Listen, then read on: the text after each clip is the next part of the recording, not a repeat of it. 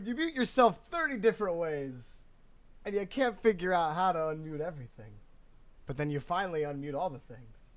We're here. Ladies and gentlemen, boys and girls, cars and trucks, helicopters and airplanes, kitties and dogs, and yeah, you get the point. Good evening, good afternoon, and good morning, wherever you're hailing from. Welcome to the Talkback Rocket League. I am Joy B. Please, your host, brought to you with a special guest today. We have good old Liefx, RLCS caster. How you doing, Leaf? What's going on, dude? What's going on? I feel like I was just hanging out with you. I feel like, it might have happened. I feel like we might have casted like a tournament or something. Like, yeah, I don't know. Probably wasn't worth watching. It's us. Drop, shot, something like that. Anyways, oh man, I tell you what, I don't know, and chat's not yelling at me yet, but last week we had about 30,000 issues, technically, at the very beginning. No one could hear me. Unthink couldn't hear me, but I think we're good. I think we had a clean start. Hey, welcome to any kind of stream I ever have.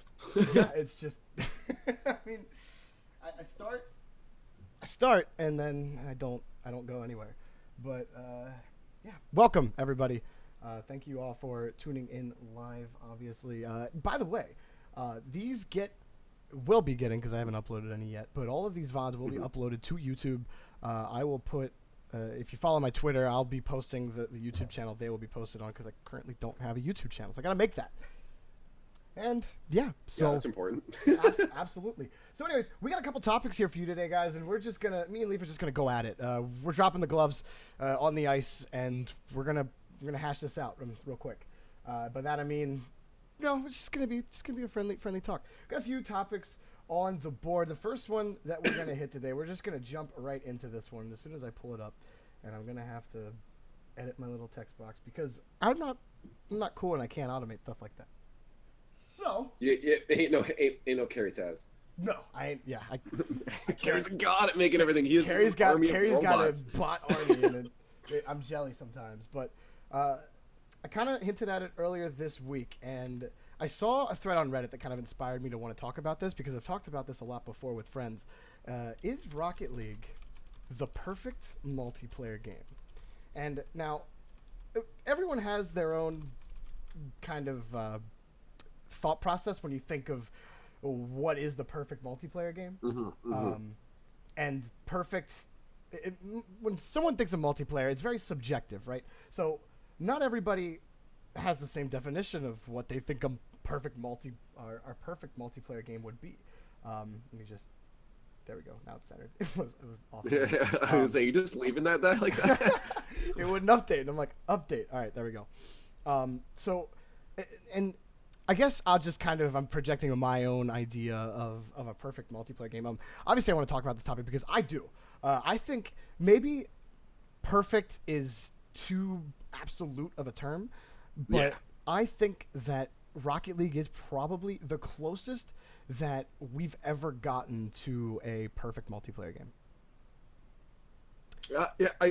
That's tough. So, I mean, again, you kind of have to you got to get to the basic question. What is, first off, multiplayer game?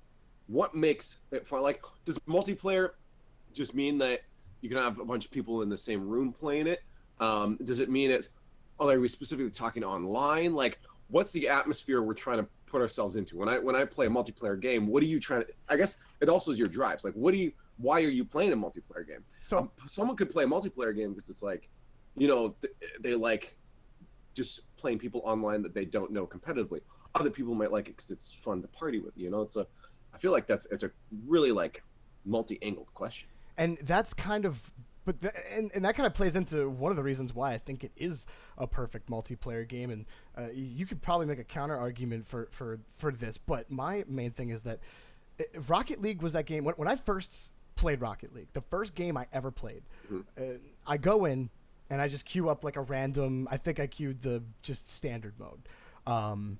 And I got into a game and I'm flying around hitting the ball, and like cars are flying everywhere. Everyone's bumping into each other. Everyone's missing the ball, trying to shoot it.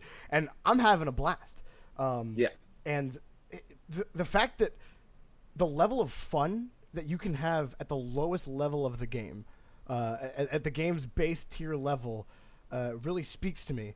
And it kind of lends it to the fact that if you just want to play some Rocket League with your friends, and you guys just want to like hop in, play a game or two. Rocket League's short enough of a game where you can do that, and you don't necessarily have to be the best at the game. You can just go in, have fun. Okay, that was cool, and move on with yourself. And on the other side of that, it's not just fun at the base, but I mean, when we look at how the esports scene has been growing in Rocket League, the ceiling, an already really high ceiling, just keeps going higher. We have not it's not reached its peak as far as its ceiling goes, and so you win at the base and you win at the top. So again, it's like there are a few points in there that kind of like, for me, kind of argues it being a perfect multiplayer game. The first point I really want to touch on is, example, you'll like this. Melee actually ran into an issue, and this is why Sakurai hates competitive.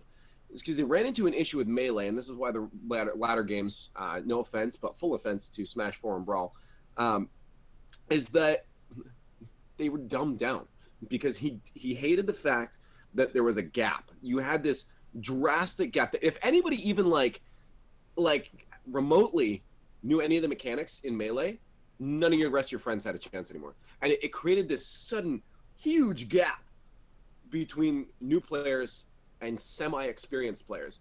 The new players, it's almost not fun anymore because you're getting four-stocked every time you try to play. You get maybe like one or two lucky jabs in there, but you can't play anymore. And it kind of almost takes away from the fun of it if you're a new player. So having the point of, the fact that, it's anybody can play it and pick it up, but there's this top level that people are just still getting better and better is like, you're almost creating that gap again. Right now there is kind of like, it's a fluid gap. Like there are people at every single level. There's not a sudden jump where you have to dedicate, a week of grinding out wave dashing to get to. You can kind of gradually get there just by playing. So it does remove that aspect. Like you don't have, and that's why they actually got rid of the no flip. Sorry, remember when the no flip came out? Yeah. And I was ecstatic. I'm like, yo, that's some fancy tech right there. But they took it out because they thought that it was about to create that gap. You would now have the gap where top level players could do it, but all of a sudden these lower, and it was game changing. Like that no flip was game changing. Mm-hmm. And but it was hard. I tried it. I couldn't do it once. It's so hard to do. It's only the best of the best could do it. And if you could do something like that, you could just run away with a game. So Rocket League has done a really good job of like mitigating that and like having kind of a gradual flow into the upper echelon. So I the Melee point is a little bit moot when it comes to that, but it still stands that if I'm at a party and I'm playing Rocket League, sure, I love crushing kids, but no one's going to want to play Rocket League with anymore if I start just playing with them and I'm just destroying everyone, and it kind of takes away from the fun aspect of it. Yeah, and I could see that to a certain extent. I mean, I think it just comes down to again, we have this subjective view of what we see as perfect in a multiplayer game and fun. To somebody, if there's one guy in the room that has grinded out L canceling and wave dashing for a month, and they get a tier above their friends, they're gonna dominate over them, and just keeping with the Smash analogy. But moving over to a game like Rocket League that's just a little more modern than Smash, and you did kind of touch on it that the flow and skill has been more fluid. I think the thing that helps with that is because of the nature of the game, and like people who play it for fun or people who watch other people play, and they're like, there's so many videos and things out there that's like, hey, this is how you do this, and you don't have to like grind out for a week to learn certain mechanics in Rocket League. Yeah. So the mechanical learning curve is not as heavily steep, and I think that's something that plays that plays really deep into it. But there are some other points as to why I think Rocket League is a perfect multiplayer game, coming down to the gameplay, not just so much the skill floor and skill ceiling. The one thing that you always have problems with in competitive multiplayer games, let's just take a look at all the tier 1 esports. So you have League of Legends, Dota 2, and CS:GO. So now we'll just use League and Dota since they're the same type of game. They have hundreds of champions with like hundreds if not a Yeah, thousand stupid. different abilities, and that leads a problem. And then on top of all of those abilities that all do different things, you have these items that also play into it, and there's hundreds of items that can all interact with each other in different ways. And you see it if you have ever played League of Legends, if you've ever played Dota, and you've ever been on the subreddit, the forums. It's pretty much a perpetual bitch fest. Something's overpowered. Something needs nerfed. This is unbalanced. Riot needs to fix their fucking game. Like, it's just, it doesn't. That's all you see.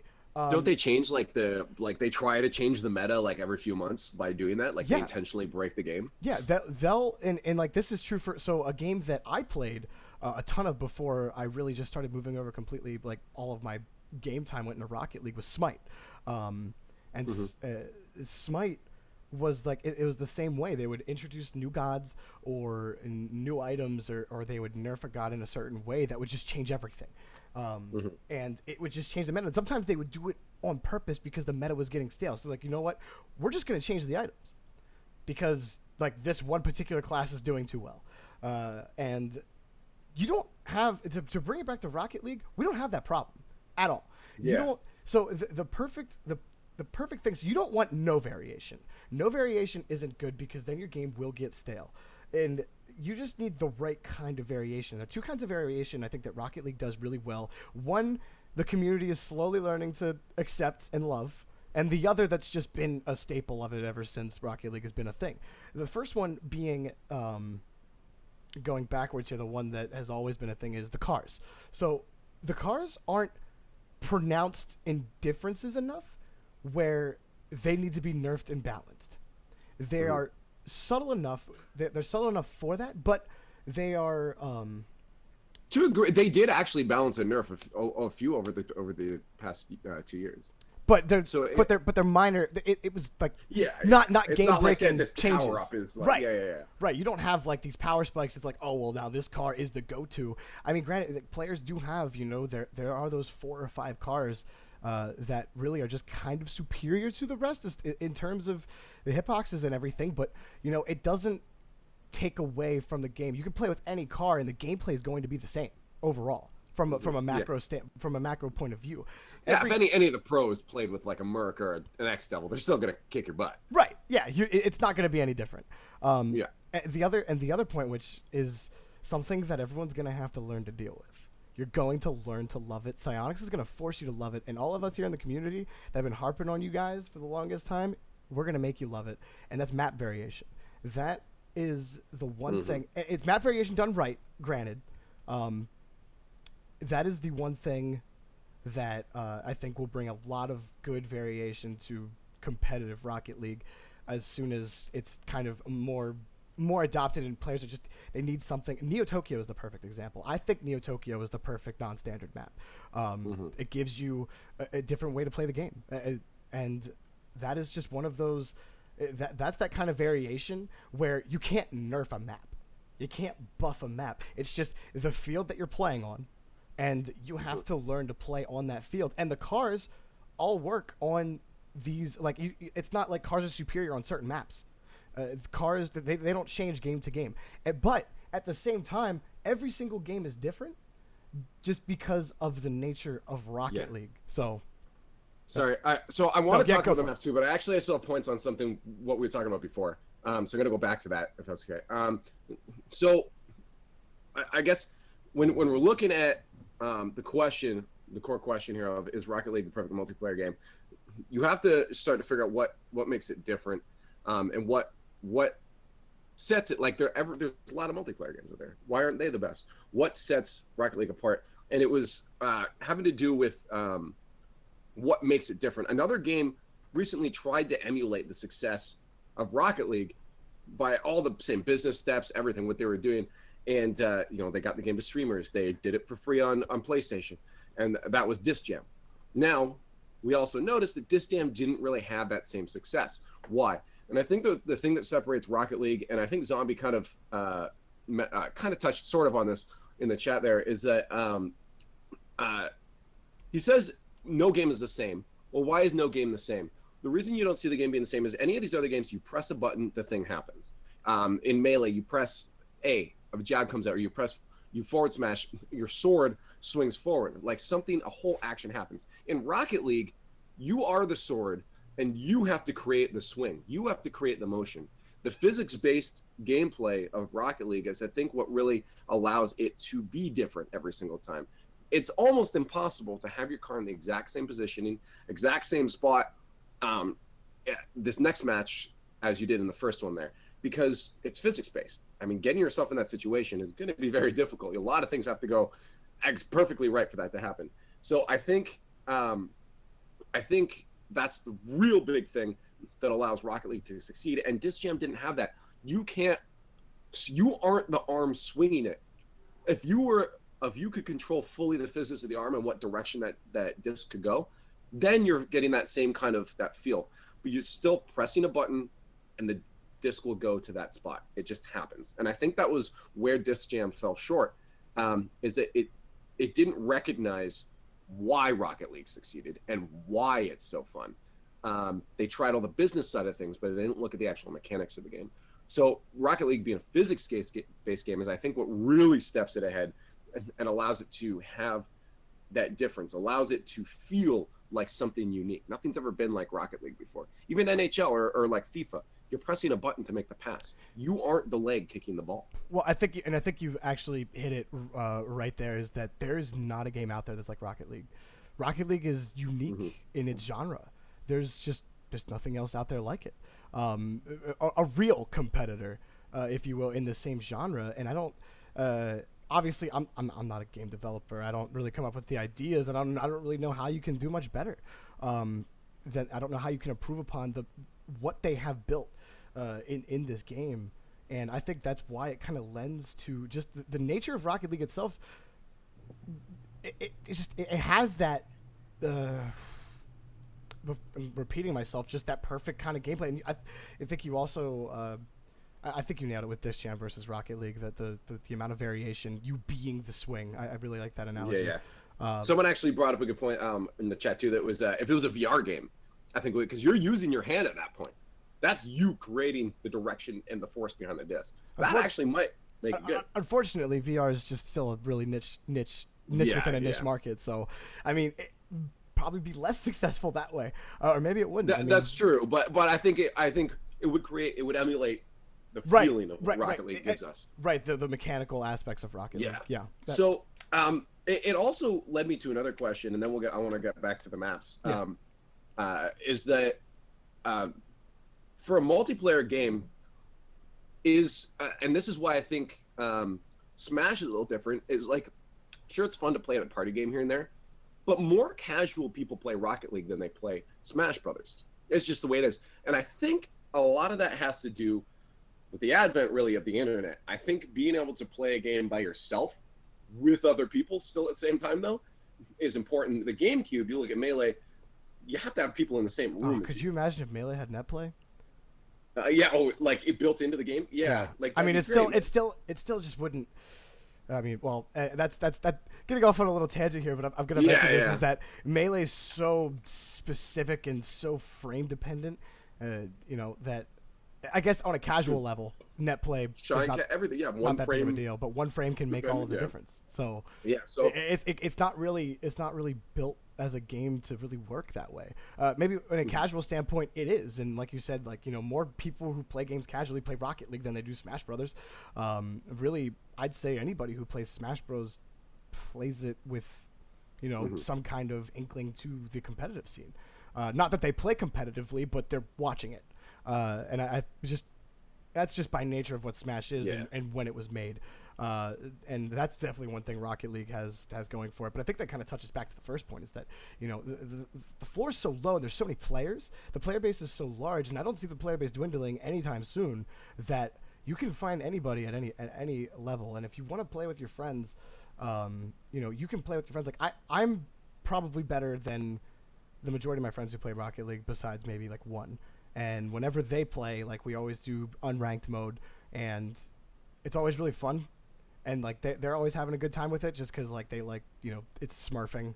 but just with the skill gap. So like they have fun with it, but that's my friends, and that might not necessarily be other friends. They might have, a problem with that where it might not be fun for them because they might not get to do that much, and like they see this car twirling and flying in the air, and they're like, well, like I can't do that. Yeah. And I know we want to get back to the map, so I will. Yeah. I'll defer to you on this one. Yeah, so I was just going to say, so I think the multiplayer question I want to address again later, near the end of this topic specifically, because I want to ask the question of does a multiplayer game, a successful or good multiplayer game, have to have online? And I think that answer, I want to touch on that, what that answer could be. But yeah, back to the maps. The cool thing about Rocket League, they say, is that the physics are really what drives the mechanics. And we just talked about it. That's what makes it unique. You don't need all these heroes. You don't need all these other things.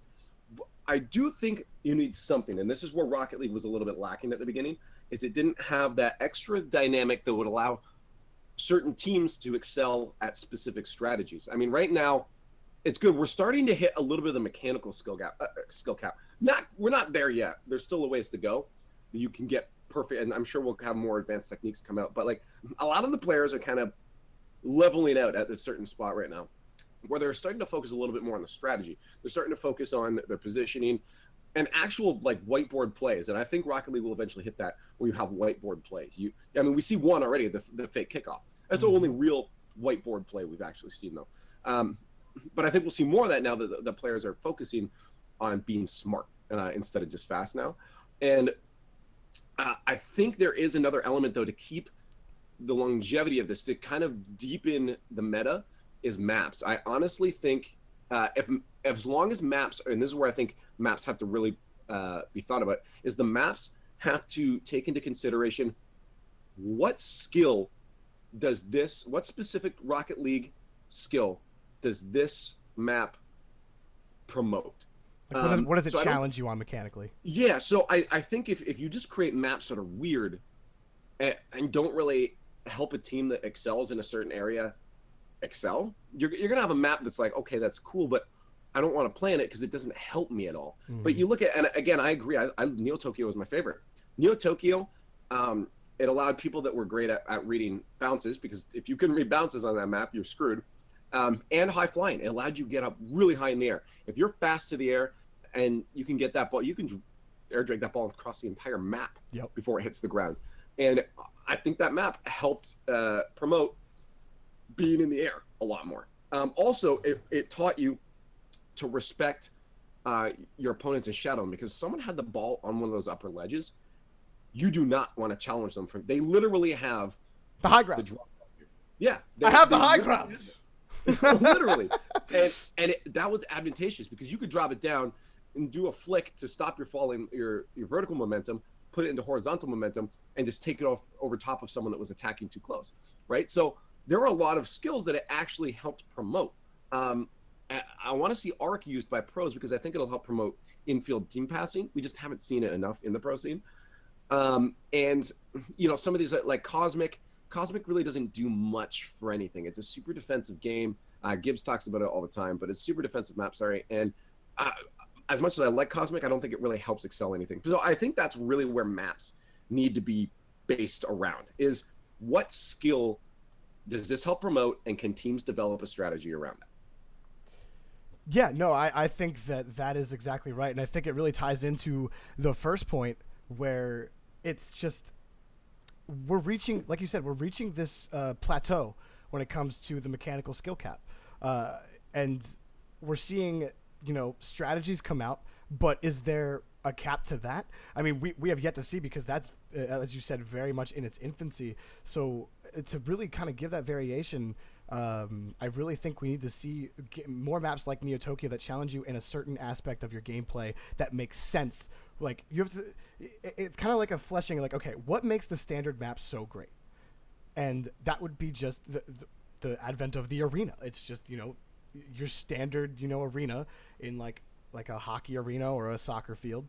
And then you look at Neo Tokyo, and like you said, on the ledges, it plays more on the vertical game. And so I'd like to see more of that. And I don't think that I like maps like Wasteland, but I'm not sure how I feel about it from a competitive standpoint, I'm very 50-50 on it right now, and it's not. It's like a Healy kind of thing, and you can attack it. It's a very wide map, so it kind of challenges you positionally as well. In how you shadow somebody. But that's actually, I'm glad that you mentioned, and I want to actually point someone out here in chat. First of all, Manchild War, welcome, and everybody welcome. Thank you guys for tuning in. This is every Thursday. Liefx, unfortunately, he's just a special. Words are hard. He's just a special guest this week. Normal co-host is Unthink. But we talk about anything and everything Rocket League. Appreciate you guys coming in here. If you can't stay for the whole thing, it will be uploaded to YouTube. You follow my Twitter. My YouTube channel will be posted there. But anyways, back to what I wanted to mention, and something that you touched on that I was going to get deeper in as far as why I think Rocket League is still perfect and as far as still evolving. I mean, we touched on the maps. And I also kind of want to save this for our next topic, but I'm going to keep going. So team plays. So you also mentioned that we've been seeing passing in the pro scene, but not on the level, like not on the kind of level that you would, like if we just compare it real quick to hockey. Which I think that Rocket League, as much as people like to call it car soccer, I think it much closely more relates to hockey than any other sport. And when you're watching, when they go on a turn, they're going down past center ice, down past the blue line. You see them all set up, and they're passing back and forth, trying to either bait a defender and create an opening to get a shot. You don't see a lot of that now. Rocket League is very fast, as you know. You're just going straight G2. Towards and that's exactly G2 is like one of the only teams. That's exactly what I was going to mention. G2 I think is maybe not on purpose. That's not like in the front of their mind, but they're innovating on this aspect of team play. They beat you. G2 is at the top of Rocket League right now because they beat you on short, quick passes, and no one knows how to defend that. And it's people are starting to adapt to it, but they're still G2 is still too quick for everybody, and that kind of passes has put them at the top. And it's been seeing more of that is something that would be awesome. And I think that's when you start to transition to you called it whiteboard plays. So yeah, the hard thing, and this is where whiteboard plays kind of like. It's hard, and they make a good point in the chat, is that this isn't hockey, this isn't soccer. Rocket League kind of takes the elements from both of them. The reason I got into Rocket League is because the rotations on the horizontal plane really felt like hockey a lot of the time, where someone would do their role, that person was done, and moved out. Someone would be there to fill in their role. Someone always had to move in and fill that shift. So. But the difference it takes is when people start flying through the air. You don't do that in any other. There is no vertical element to soccer or hockey, right? You're not doing that. Maybe a little bit, but like not above the players. You're not going up. Otherwise, that'd be really weird, and I'd love to see that in a hockey game. But rocket, you can imagine attaching rockets to the back of the skates or something. It's like going up. Oh man, you see a one-timer from the top of the. But so the cool thing about Rocket League. There's that element, the verticality, but they also the fact that you can't really control dribbling. Yes, you can, but you don't have much. It's hard to really get much speed off of it. Players are trying to do that now, like getting as fast of a shot you can off the ground when you've just trapped it. But you can't the same as you be able to get like a wrist shot or a slap shot. It's not like even from a standing ball. And you're just standing there, you can chip the ball in soccer. You don't have to take a drive at it like in Rocket League. So you can't fully control the ball like you can in any of these other sports. And that's where it separates itself. You have to approach the situation a little bit differently because you can't just stop, turn around, deke out a guy and move forward. You have to keep moving with the ball. Mm-hmm. And I think we'll see more and more control come out over the time as the meta develops and players get more mechanically strong. But you still are forced to deal with that. And you have this vertical element, and you have the fact that you don't hold the ball technically. And those are the two new challenges that Rocket League brings to it. And that's why I think Rocket League makes itself even more unique from any other sport. It replicates some of the things from sports, but it still stands itself out from these other sports because of those two facts right there. Yeah. Oh man, it's just I still I still stand by the fact that it might change from like I think Rocket League is the perfect multiplayer game to I really think that it is the best multiplayer experience on all angles that we've seen in video games ever. Okay, so this is where I'm going to counter it. Most of your experience with Rocket League is playing online. Now, what if you don't have an internet connection? You want to play with some friends. Sure, you got your split screen, but what if you don't want to share your screen? We don't have LAN yet, and I honestly think that's a huge issue. You got to look at. So at the beginning of this podcast, I asked the question of, is multiplayer, or sorry, like online multiplayer, sorry, an important factor to successful multiplayer game? Is online a key component? Do you have to have it? And I'm going to bring up a game called Mario Party as a counter to that. There are two types of multiplayer games. One, a competitive or in-depth experience, or two, a party game that you play with people, you pick up, you don't expect people to be good, and you put it down. And I think this is where Mario Party actually excels, is there's a lot of RNG involved. You don't, the only RNG in Rocket League is your spawn points. So you don't really have RNG. So someone, it's like you don't have sometimes those wow moments of like, what the frick just happened? Oh my goodness, this is crazy. Anybody can be good at Mario Party because there's a lot of luck involved. There is some skill with the mini games in that, but it's like there's still luck, and anything can really happen. And I think that's where Mario Party really brings a whole question to I guess rocking the road of the question of what makes a perfect multiplayer game. Now I'm kind of going back. Is Rocket League a perfect multiplayer game? But what makes a perfect multiplayer game? And I think you have to include, I think a perfect multiplayer game would give you both of those things. A perfect multiplayer game would give you the competitive and depth experience, as well as the that whole RNG, who knows what's happening, I'm screaming on my mind, I'm drunk with my friends, and we're just having a blast.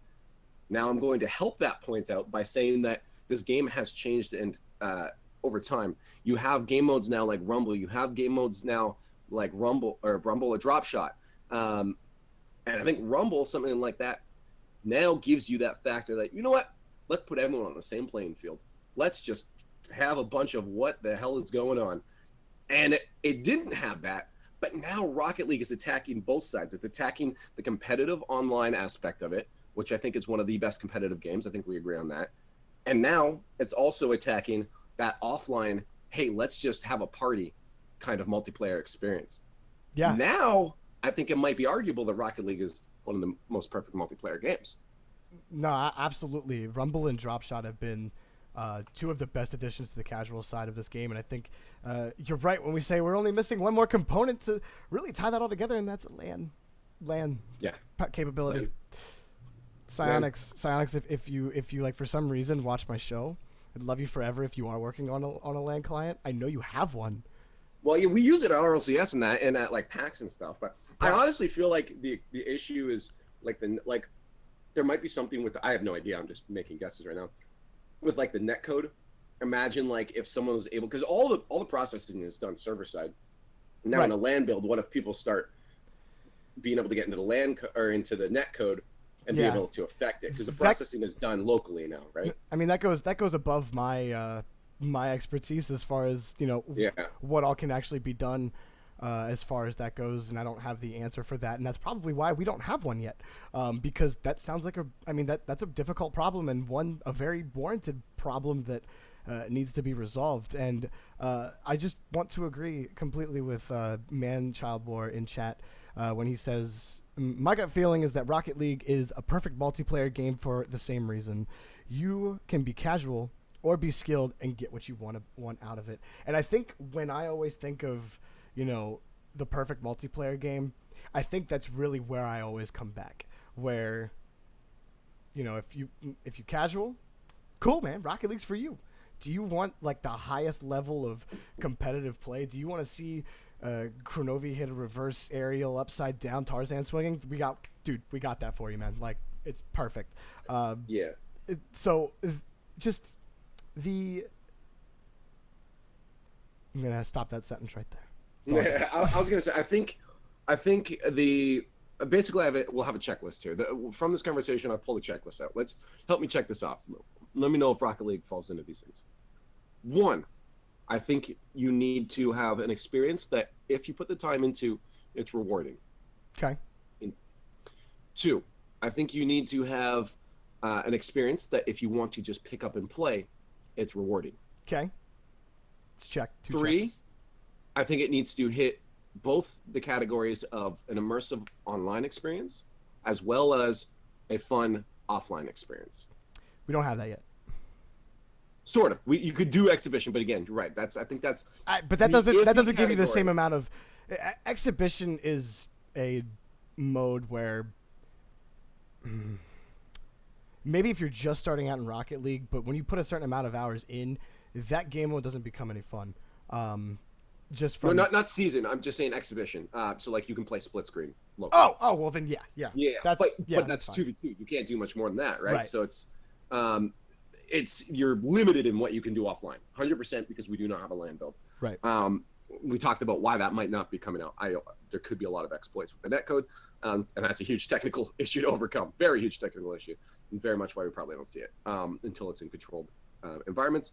But I think those are the real things for me personally that would create a perfect multiplayer game. And Rocket League is very, very close on to that. You can put a lot of time into it and be the best in the world, and you see the rewards. You could put no time into it, have a 7-minute game, and that's the end of it. That you're done. You could go somewhere else. And that's what the majority of players want. They just want a quick game. You can get in and out, have fun. That was cool. I got to get on to the next thing. That's just how it is nowadays. People don't have a lot of time. And so, casual players are looking for something that can jump instant gratification. Yeah, have fun. And because there's 1,000 things to do nowadays, and people got 1,000 things to do. So, yeah, and I think that really at the end of the day, Leif, we agree that there are problems where if we're talking perfect as perfect multiplayer game is so subjective, you can't come to an objective conclusion because everybody's idea of a perfect multiplayer game is different. I think there's common ground. I think there is common ground where people are like, if it has like these certain things, like it'll be popular, which I think, the main thing that makes Rocket League popular is that the floor is really low and the ceiling is extremely high. I think that is one of the things that drives the popularity of it, and I think that's what the majority of people would look for when they think perfect multiplayer game. Yeah, so you have to look at, I think basically you can look at what makes a perfect multiplayer game and apply it to anything. The issue with Rocket League, some people just might like it.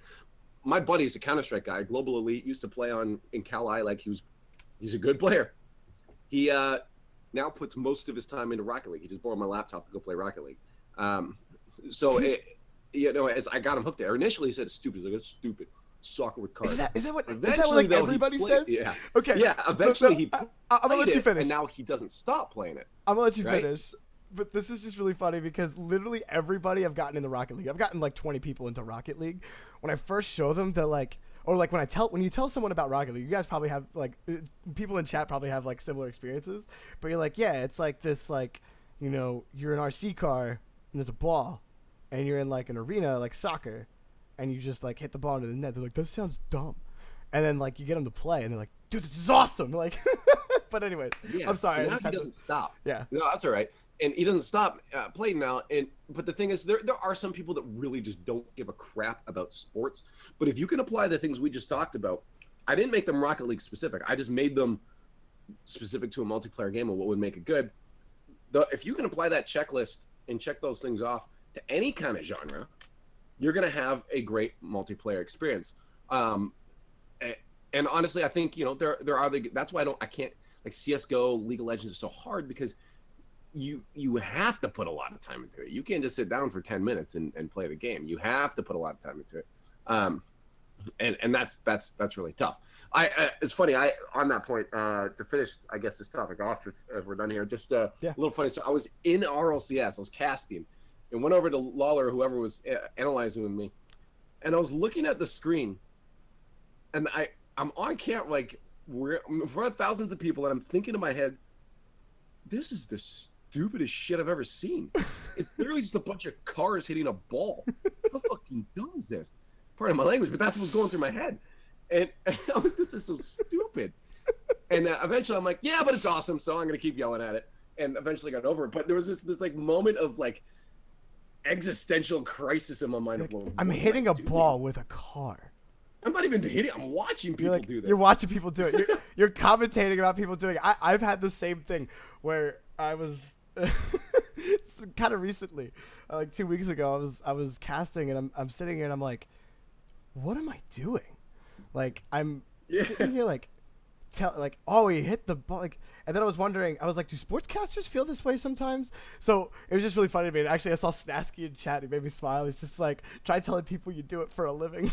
Yeah, what do you do for a living? I hit a ball. I hit a ball with a car. RC car. Yes. Oh, it's perfect. It's dumb. So I mean, at the end of the day, it's Rocket League perfect multiplayer game. I can agree we are really friggin' close. We are damn close to it being that 100%. Absolutely. Well, yeah, beat that one right into Just caster things. Right into a nice ground and pound, which is going to move us right into this next topic that I kind of thought up specifically because you were going to be on the show, and I thought if we're going to have an RLCS caster on the show, we kind of have to talk about the pro scene at least a little bit. This is why I look like an idiot. The next thing, well, luckily for you, we can look like idiots together. So, the next topic is just basically, what separates the bubble teams from the cream of the crop in Rocket League. And when I say bubble teams, you guys know, everyone at least that's currently watching on stream. If you're watching this on YouTube, you might know as well. When I say top of the ladder, I'm talking about Mocket, I'm talking about G2, NRG, and now apparently leftovers. Then when I'm talking about bubble teams, you have a team that snuck into league play that I still would consider a bubble team in Set to Destroy. You have Nova, Heroes of Tomorrow, etc. So there's a clear gap between the top and these bubble teams, and I wouldn't say it's mechanical. We touched on it earlier that we're kind of reaching the cap mechanically, and even a lot of those players that are on those bubble teams are, I would argue, almost as mechanically sound as the players at the top. So what is the difference? What is the gap that needs to close to put those bubble teams above it? Is it is it playing with a team enough? Is it team synergy? Is it what isn't clicking? So I'm doing my own plug here. I've actually talked about this on the dojo to a couple players before, and a few things I see and a few things they've mentioned too. There are a couple things that could be. Each team could individually have one thing that kind of separates from that. I really honestly think the biggest thing is their ability to see new options. When I play against pros or I play against bubble teams, I lose to both. But I with the bubble teams aren't. There's something about when I play them. The feel on the field is that they don't feel as cohesive. They kind of feel like they're doing the motions. They're doing the things that they're supposed to do to get a goal. But when something interrupts that, they have a hard time reacting to it. They don't have they don't look at, okay, when our rotation gets broken, what do we do? Do we have a plan to get back into that? Do we know each other well enough? Do we? There are a lot of things. The mechanics could come down to it. You look at players at the top level, like Garrett or like Squishy. Those guys' mechanics are beyond any of the people from Heroes Tomorrow and Nova.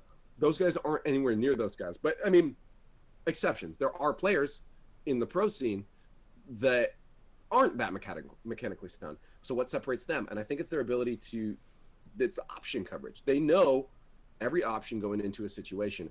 If this breaks our rotation, this is how we resolve that and we get back. You have a plan. You have an idea. You're not doing the motion and then reacting to it. You're saying, okay, we have a plan. We just messed up on offense and we're all committed here. How do we get back?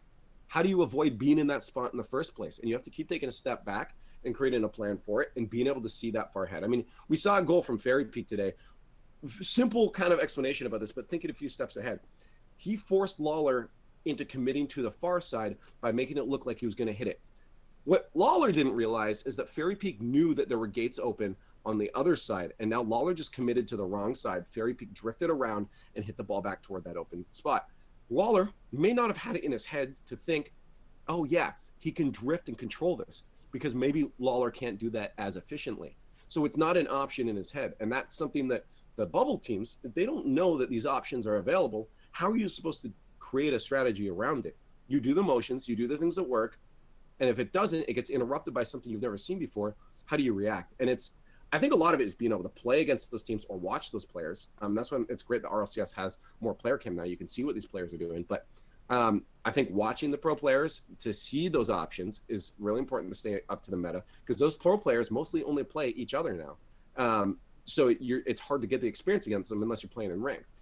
And I think that's a big separation, is that these players are working in a closed bubble, the pro players.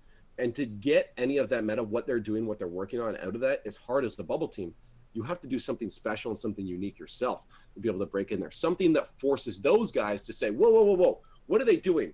Let's open them up into a circle, swallow them, and absorb what they just did. That's how you break to that point. You want people to want what you have, to let you into that kind of, okay, let's get them into this meta. Let's let them affect the meta now. Because if you're just doing the same thing every team is doing, the pro teams are going to be able to stop that. They've seen it a million times. They know what you're doing. They know that you can do these things, but until you're doing crazy mechanical things that maybe throw them off their guard, how are they supposed to? I think that's the only reason I can sort of play. I do way better against pro players than I do against people in plat range. I don't know what it is. And I think it's because my play style is unorthodox and stupid, and they don't expect some things, and it throws them off. And I think that's the only reason that I can sort of play against pros. Well, I can play against them almost better than I can play against people at my own level, and which is a problem I have to work on to be able to rank up. But I think that's why. I mean, that's why do you think Jacob was always so successful? He's so weird. And I just and I want to touch on something in chat. The really good conversation going on in chat as well as we're discussing this is that you don't have to a really good positionally aware player. When you were mentioning the fairy peak heads up awareness play against Lawler, is that it doesn't eliminate, but it reduces the need for mechanical acumen. And I think that is critical. And actually, something that's been discussed a little bit on Twitter today, and it was on a Reddit post, and it is the man's birthday today, Gibbs. There was a Reddit post that was, why was Gibbs able to thrive being so mechanically not as mechanically sound as his teammates? And because he had teammates that could carry him. But happy birthday, Gibbs. I still think that Gibbs is probably the best, the most game aware and option aware player that we've seen.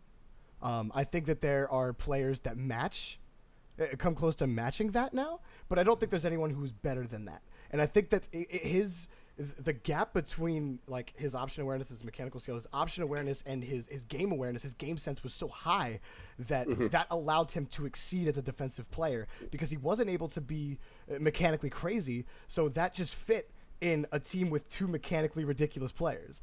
And so that's just, I think Gibbs is a perfect example of how far positional and option awareness can take you.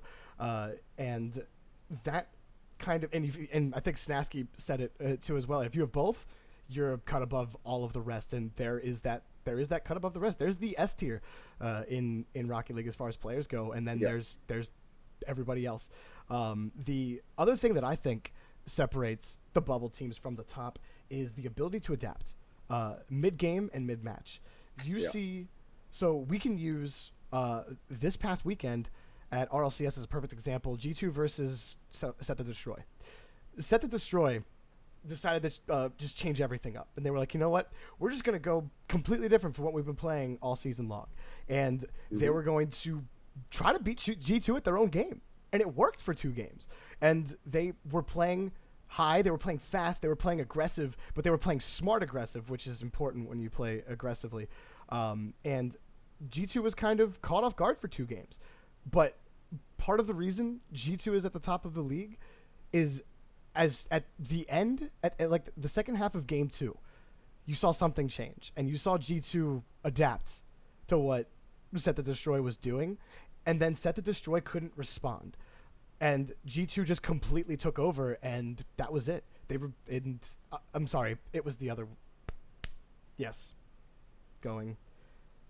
I get things mixed up in my mind, but yes, it was. Words are hard today, Leaf. Words are hard. Honestly, today. I had trouble today too. But yeah, I mean, you're on your point though. Your point is absolutely right. Adaptation is a critical thing. One perspective I want to talk about too, when it comes to approaching games, this is why I think this is why Gibbs is good. People, and I kind of saw this in myself too. I'm approaching situations differently now that I've played Melee, Rocket League slightly competitively. It's like I look at things, I approach things as if, okay, what would make me the best? And I try things. So we played a board game this weekend, and all three of us went into it with a different strategy, because we all approached it, instead of just playing the game and doing things as it happened, we went into it and said, we don't know anything. Let's do what we think might work. Let's approach with a specific strategy. What are the things that would make you win? Okay, how do you win? First off, let's see how we win. What's the most efficient way to do that? Oh, it's by doing this specific thing. Someone else, though, would say, okay, how do we win? What is a roundabout way people might not notice me winning? So we all approached it with a different look, and that's what Gibbs does well with everything. Any game, he approaches it, and he says, what do you have to do to win? How do I win the most efficiently? Or how do I do it in a way, how do I just not lose? How do I not let the opponents win, right? So it's really cool to look at anything that way, and you'll find yourself instantly kind of jumped up above the rest, because most people will approach it and say, okay, I'm just going to approach this game and just play it as it happens, and maybe learn as, oh, I've been in this situation, I got scored on in this situation 5 times, I'm not going to let it happen again. That's reactionary. But if you went into it before and said, you know what, how can someone win, or how can I win? How can they turn that against me? How can I counter that? You're already a step ahead of people, because you're going in with a strategy before you even started it. And I think that's a cool perspective that I think Gibbs has, is he's very aware, and I love theory crafting on things, and I think that's what he's really good at, is theory crafting. Let's take a theory, we'll craft it around what I think is the goal, and apply it and see if it works. And a lot of times it does, because he's already a step ahead. He's already analyzed the game. He's already figured out what he needs to do, and then he just does it. But he does it in an efficient way. He doesn't need mechanics. He just plays, well, very smart. Yeah. I think that's what Gibbs is really good at. Yeah, and I think another thing is just going back to just the separation, and it kind of playing off of adapting, is you have to be able to subscribe to more than one theory of play. You can't just rely on one or even two play styles to get you through if you want to improve as a team. And you have to, because with learning more play styles, with being able to subscribe to more theories of play, that gives you more options against different play styles. Yeah. Every play style comes with its advantages and disadvantages, and you have to be ready for all of them, because all 8 teams in North America and all 8 teams in Europe, they all kind of play a little differently from each other. Some are similar, but and they all have their variances, and some of them come with the kind of players that they have, and the players are absolutely what kind of makes them lean towards one play style or another. Now, you're going to be weaker in some play styles due to your roster than you would be in others, but you still have to be able to employ that in situations where your main style of play doesn't work. And that's another thing that the top is able to do. It's just, we go back to what we said earlier about, G2 beating you on like the quick passing plays, and just passing a lot to each other and getting those things out. I think that that's something that people just, they aren't completely able to adapt to, as far as they have ideas. I think everyone kind of has an idea of like how you need to attack it. It's just, how do we do it in the way that generates an advantage for us? So right there is and that's going back real quick, going off on a tangent, but this is what I love about this fucking game. Like, at the highest level of play is like we're at the point where okay, like these guys are doing like these crazy passing plays. It's like how are we gonna like defend against this? Like we can't just challenge them anywhere on the field because it's not gonna generate. We have to generate an advantage for us to be able to turn it back around on offense and kind of get them out of position. Yada yada yada. It's just it becomes a mind game. It becomes chess. It becomes really fast chess. Like it's like chess on speed, and I love it. It's awesome. It is. So, and those are the things I love to talk about on the dojo too. Is like what are these things that players are doing? I try to put names to it for people. I don't put names; they're already things. But you look at melee, a very good example of a lot of these different skills and mentalities in play. For example, at top level, again, this is where bubble teams I think lay, is that they do the things that they employ strategy. They do the things they're supposed to do, but they don't take into into consideration things like conditioning, switch ups, or mix ups. Sorry, like conditioning is a huge thing. If you can condition a team, and I always relate it. Let's take to a small scale, like kickoffs. My opponent goes for a fast kickoff 2 times in a row. You think I'm going to fall for it the 3rd time? No. I've learned that. I've learned that's a habit. So he now has a habit. Conditioning would be as if he did that on purpose, and the 3rd time went for a slow kickoff and was able to take it around me. He now conditioned me to expect the fast kickoff twice, and then he threw in the mix-up with the slow kickoff to take it around me. Now employ that mentality to the entirety of your play style. Have teams expect you to play a certain way, and then when things aren't going your way or you need to employ it, switch it up. And that's what a pro team can do. And I think the bubble teams lack on a little bit. That's pretty much. Yeah, no, I mean it's crazy. There's the when you start really digging into it, I just love that we've reached the point in the life of this game that it has become that sort of you're just really crawling real deep where you get to the, like you said, even the conditioning and mix-ups. We're at that point just to try to trip up your opponent. It's a chess game. It's a chess game, and it's awesome. One more thing that I think the bubble teams fall into, again, there's a multitude of a bunch of different teams could be suffering from a multitude of different problems. We've already brought up a few, and here's another one. At the beginning of the game, when you first start playing, you're worried about hitting the damn ball. Like that's your first and foremost priority, and not scoring on yourself. That is the hardest thing at the beginning. You're not watching your teammates. You're not watching your opponents, and that's why people just ball chase. Okay, hit the ball. Let's figure this out.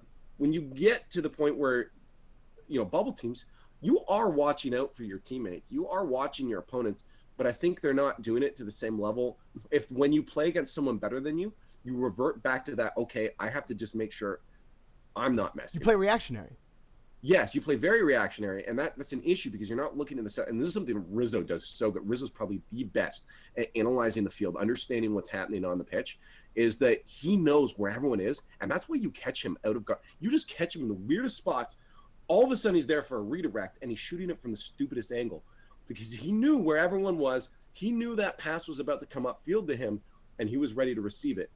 Those guys are really good at analyzing that, because they're playing that level. But when the bubble teams have to play against those teams, they're so fast that they revert back to that reactionary, okay, let's just make sure I'm not messing up.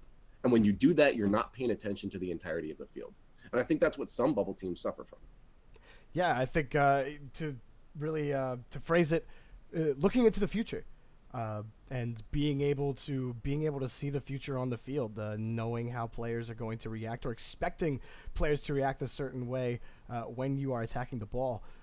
One thing that I'd really love to see, and we touched on it earlier in the show, that I kind of just want to hit on again because I think that this is kind of the next step in once people figure out once more pros get elevated to this level, it's gonna jump to the whiteboard plays.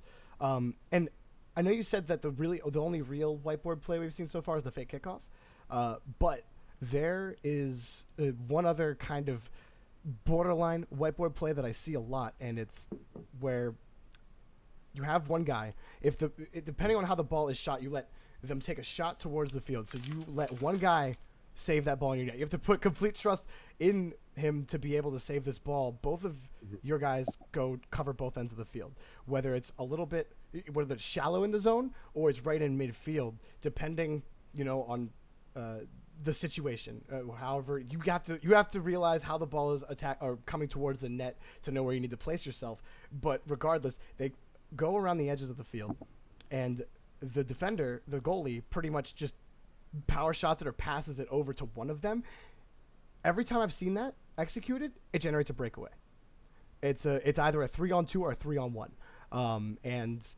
or a 2-on-1, mind you, because the goalie might still be coming up from that end. That's the only other one that I've seen, but I think that we're going to start seeing more of those things, because coming out of the zone, it's really just, let me just get on this side and let's just do something. Let's just make this happen. See where I am and get it to me. That's pretty much what plays are, turning out of your own zone. I think you're going to see a lot more actually drawn up plays, because I've seen a couple teams do that where they do the same thing multiple times. I'm like, this looks like they've practiced it, and because they're in the same position every single time, and that guy knows exactly where he's going with the ball. And obviously, some of that has to do with just good game sense, but it like. And there's a difference between it looking drawn up and it actually being drawn up. But when you're repeating it every single turn and you're generating constant breakaways, you guys practiced that, didn't you? I remember. Yeah, I remember sitting there watching. I'm just like, yeah, you guys totally worked on this. Like, but yeah. That's what's cool is like some of the strats will come out unique to teams. It's like, okay, we have trouble dealing with being stuck on defense. How do we generate a counterattack quickly?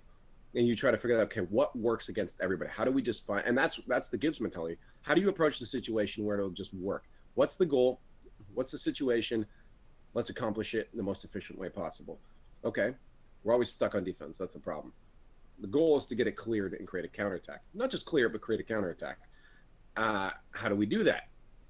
You look at the situations that you're generally in that. You watch, you study your replays. You look, say, okay, we're usually stuck in here because of this. How do we avoid that? Can we avoid that? Or again, let's just create a thing so we can get out of it quickly if we do get caught in it. So some teams may have specific strats like that. The other teams don't have to worry about because they don't have that problem in the first place. And so it's cool. It can get caught off guard because their opponent's like, "Whoa, I didn't think about that." And now you're as you said, now you're on a breakaway because they've never had to deal with that before, right? So, and that's why it's cool that everything's always changing, but players are getting better and better and smarter because those situations arise. Well, so we flew through these a little faster than I thought we would, but I'm generally not surprised at all. About an hour into this, did have one more topic to go over, but I think it's a good amount of time, to be honest. Yeah, no, I mean, I think we covered both well here, but especially hitting on the points that really separate the bubble separates from the top, and I think that with this year. With everything that's coming and even the things we don't know that's coming, but we know something is coming, we're going to see kind of an influx in the amount of time that players are spending with their teams and getting better at the game and developing. And we're gonna see the bubble start to get a little bit closer to the top, I think. Just a little bit of a prediction by me, I think. So yeah, absolutely. Yeah, ProGents, you definitely can ask questions. If you guys have questions, feel free to ask. This show is just, it's pretty much a show for the community. I'm here just to talk Rocket League. I'm just here to talk until I can't talk anymore. It's what I do best. That's why we're here to pretend like we know what we're saying until the pros show up in the chat and tell us we're wrong. Yeah, and Snasky is doing that for us. I love you, Snasky. But yeah, so if you guys have questions, definitely ask them. We'll just keep moving on through the topics, but we can break from the topic, and any questions you guys have, I'll hit on those. And I do see follows coming through, guys. I will at the end of the show, I'll just give a shout out to follows at the end of the show today. But so Leaf, this past week, yes, something happened. What was that? Resonant ran away. The organization, Resonant. Oh, this is fun. They ran away from their players. Now, yep. My goal, and I know that chat probably won't steer things in this direction, that I don't want to talk about Resonant specifically. There's a lot of he said, she said and there's not a lot of concrete information because there's just conflicting stories. And one of the purposes of this show is to kind of almost like report on what's going on in the community and organizations and the pro scene. But I am not going to further speculation based off of he said, she said's. That's not productive. I'm not adding anything to the conversation that way. So there isn't anything solid. I have no verifiable information. All I have is hearsay. So I'm not going to talk about Resonance specifically. We're not going to talk about Resonance specifically. Instead, I want to talk on the bigger issue with this and why this all happened in the first place.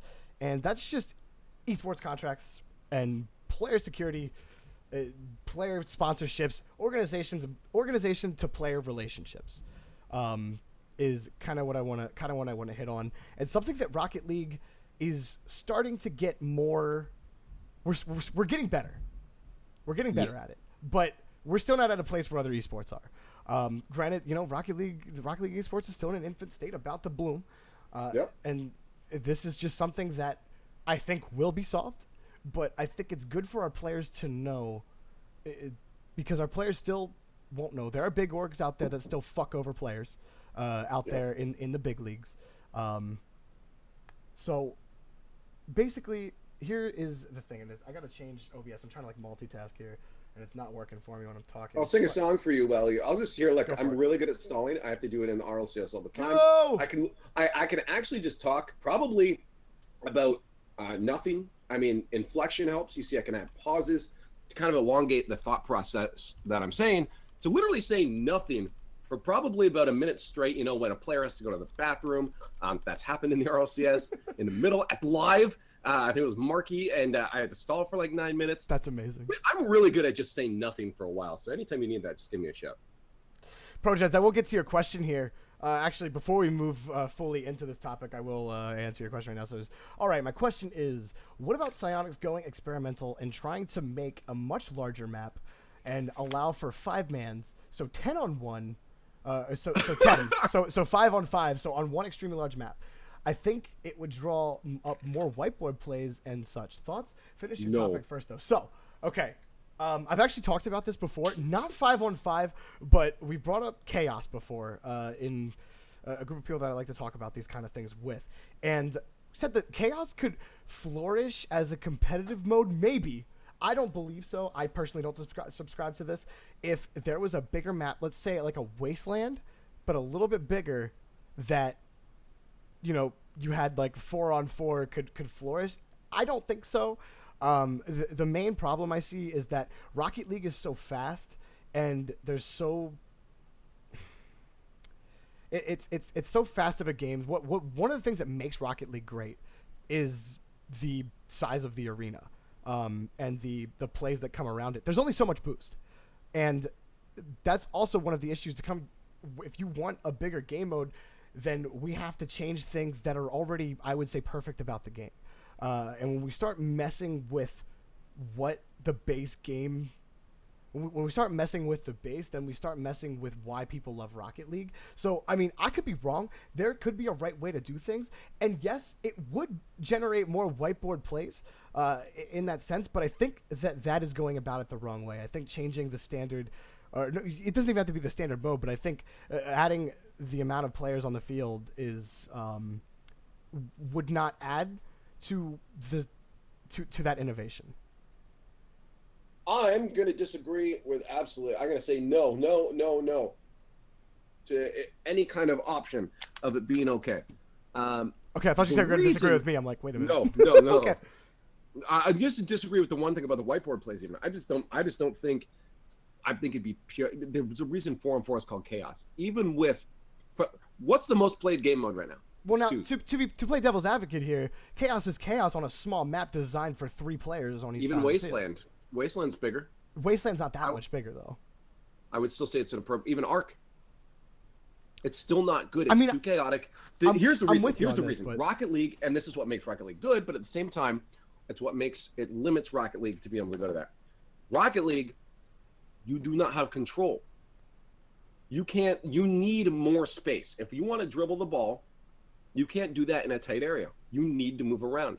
And the second you do that, you take up more space. Inherently, the game does not allow for more players like that, and it becomes chaotic because most of the time you're hitting the ball away from you. There's no need to add an extra player because someone is already covering that spot. A good point.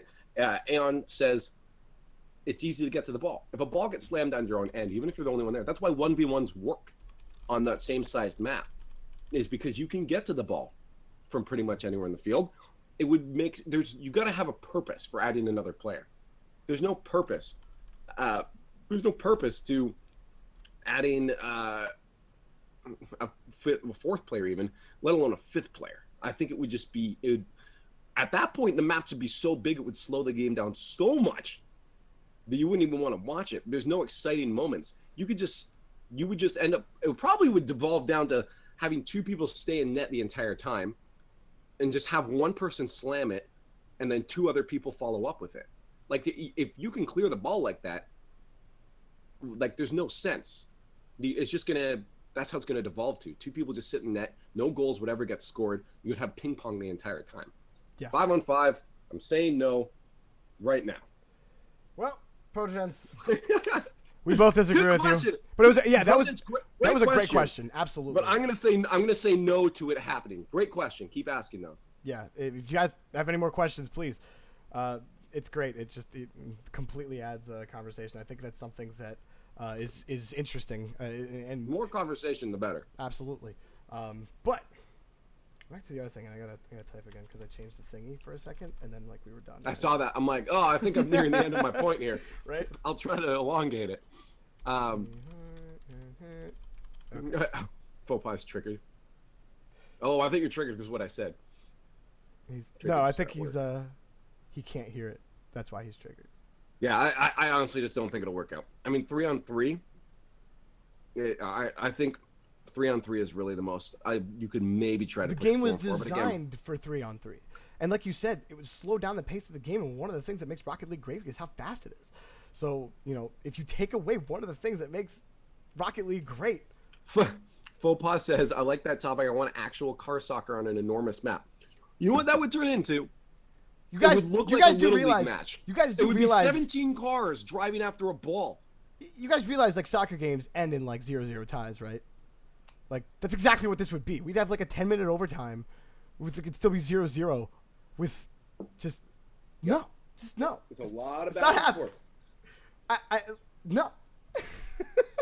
And you have more control in soccer because you can actually hold the ball essentially. I call it holding, but you can own the ball. You can have possession. Now, possession in Rocket League is a little different. I see what you're saying as far as possession goes, how you don't have full control of the ball, but I think it's overstating it a little bit. You see players, they're able to literally catch the ball on their car and really mitigate the bounce off of it and dribble around with it and do what they want with it. I think that we've kind of reached the peak as far as control with dribbling and things like that. I just don't want to overstate how little control we have over the ball, because I think we have more than what you're letting on. That's just my opinion. Yeah, no, I think obviously there's a lot, and I don't know if we reached the peak. I saw Chaser's 300K montage just the other day. I'm actually gonna watch it after because it was nuts. Chaser. But he started doing some dribbling stuff that I hadn't seen before. So you're going to keep seeing that innovation in the mechanics side of things. But you still have to use more field than you would if you want to dribble around a car. In real life, if you want to dribble a soccer ball, you can even kick it between someone's legs. You can literally stay on the same spot and deke someone out. You don't even have to move. You can't do that in Rocket League. Well, you could just mind game them, but it's not going to work every single time. Doing stuff with the ball requires space in Rocket League. That's the thing. Doing stuff equals required space. You have to have space to do those things in Rocket League because you can't just quickly turn the ball around. You can't just get to the other side. You could, but it's still going to use a little bit of space. In soccer, you literally just put your foot on the other sid of the ball. So you don't have the same kind of possession. Right. No, yeah, and that's and I understand that. I just didn't want I didn't want people to think wait, we don't have any control over the ball, but I see these it's no, but we're talking about compared to soccer and hockey where you can just switch on a whim. But which again is good because it creates a uniqueness and a personality to Rocket League. Other game do you have to approach the situation as you do in Rocket League. Which is good. Faux pas says, to be honest, I think 5v5 it would play more like hockey. I still disagree. Hockey's very fast paced, and because look, Rocket League is similar to hockey, but it's not hockey. Rocket League is its own beast, and if 5v5 wouldn't make it more like hockey, it would just make it bad. Period. In hockey, you can back pass while going forward. In Rocket League, you have to be going backwards to back pass because you're the stick. You have to be on that side. You don't have a governing body holding the stick or holding the car that can suddenly change its direction. So that's where it changes. You don't have the same options, which is, again, it's good. Rocket League, you have to approach the situation different than other esports. So it makes it unique. Not esports, just sports. It makes it unique from sports. But I think we digressed a little bit. Yeah, no, I again, ProGents, it was a great question. It was actually fun to expand upon it, and that's why you guys should keep asking questions, because I enjoy it. I enjoy just natural conversation flow.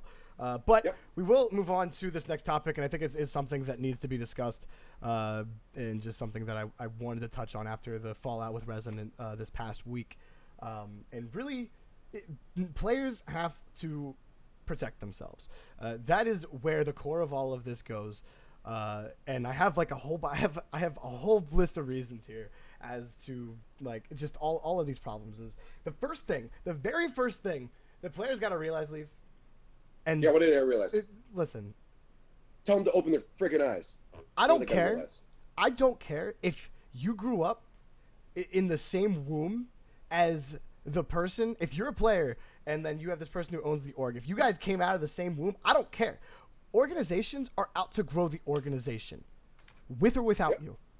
You are not an integral part of their growth. You are, you are a part of their growth, but they can find a replacement. You are not irreplaceable, and they can find ways to grow. There are tons of players out there. There's always there's a target on your back who's aiming to be better than you, and it can be someone you've known for a long time. You can have a lot of trust in them, but at the end of the day, guess what? There's a lot of players out there who had a lot of trust in people who grew up with some people in organizations that fucked them over and ran away with the money and just completely either locked them into a contract they didn't want to be in, or didn't read their contract, didn't have a lawyer look over their contract to, it just completely fucked them over. Do not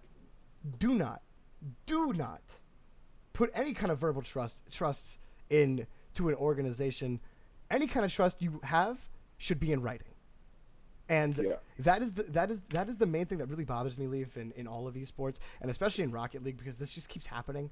Most recently with Resonant, and there are a couple things. I'm not a legal expert, but I've kind of done a lot of research on my own on these kind of things, mostly because like if I'm going to talk about it, I better at least know a little bit what I'm talking about. And verbal agreements there. Like this is lawyering 101, legal 101. If it's not in writing, guess what? It doesn't matter. And legally nothing can happen. So and there's no place for trust in an agreement between an organization and a player. And there's so many questions and so many things that you have to ask yourself. And I'm just going to run through this real quick, and I just have a few things listed. These aren't all the things, but just some of the things you need to be asked. If you're a player and you're watching this and you are thinking about signing with an organization, there's a couple of questions you need to ask yourself. Do not take what I say. Don't take what I say and that's it. Just take this as like a starting point and get a lawyer.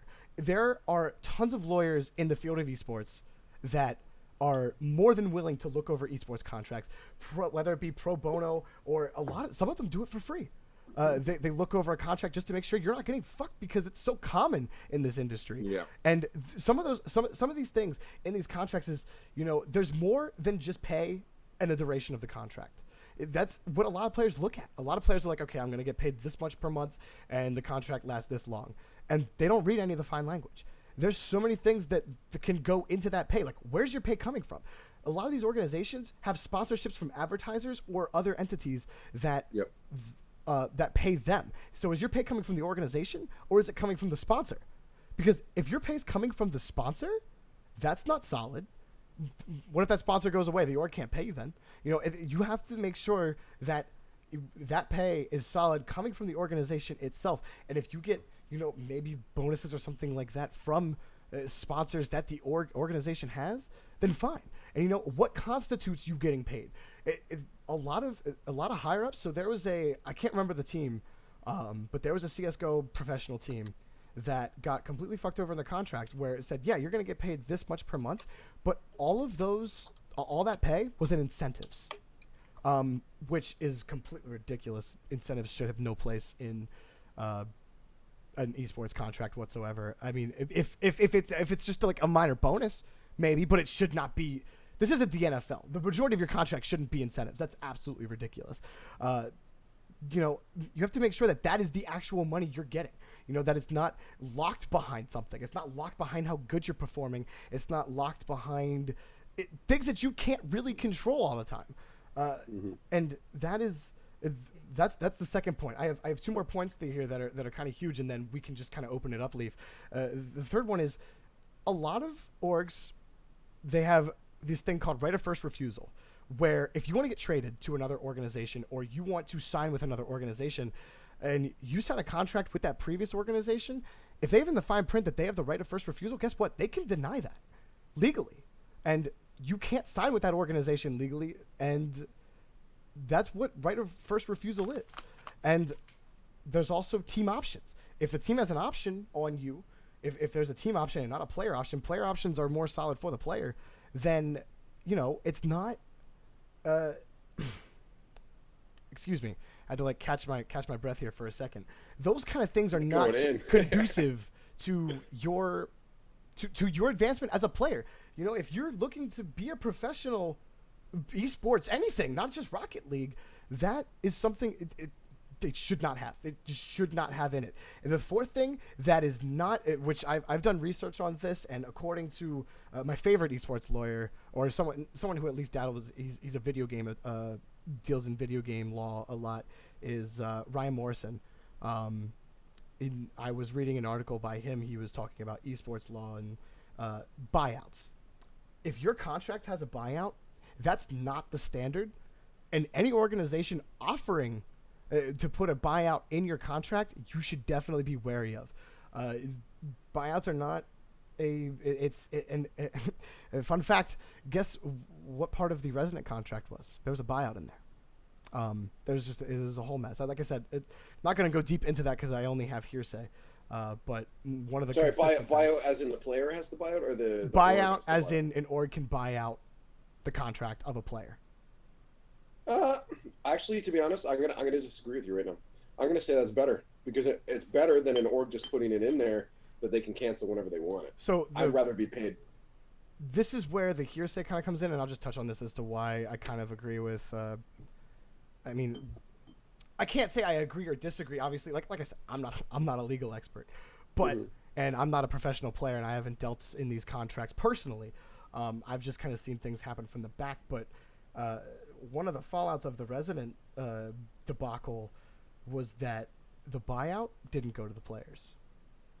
And the org had it in the contract that it didn't necessarily go to the players. They could buy out the contract, but the money goes to the organization. The organization decides what to do with the money. So if you're going to have... no fucking sense. if you're going to have a buyout in the contract... Yeah, but players, they don't know what to look for.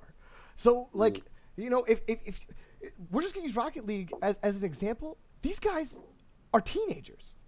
They've never dealt with contracts in law before. This is something completely new to them. The age range for Rocket League skews so low, and that's why it's even more important to have a lawyer on this. And it's just not... go ahead. Me. Yeah, go for it. Go for it. I have a solution. I've talked enough. Go. That's okay. Players, managers. Players should not be dealing with this shit. Player managers should be the one dealing with all that stuff. I don't think you need coaches at this point in the game, but I think player managers are absolutely important. You've heard Johnny Boy talk about it. You've heard Lawler talk about it. You hear me talk about it a lot of times, just off and on. Player managers are absolutely important because it helps those teams. Player managers can look over it. Player managers should be the one going to the lawyers or if there's questions about the contract. Those are the ones that should be looking over it. Player managers should not just be your friend. A player manager should not be someone that you're just like, yeah, man, you can manage your team. You need someone that can take responsibility for the team can say, okay, guys, we need to scrim today. We need to do this today.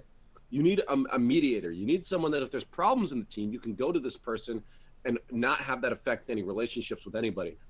You need someone, it can be a friend, that's fine.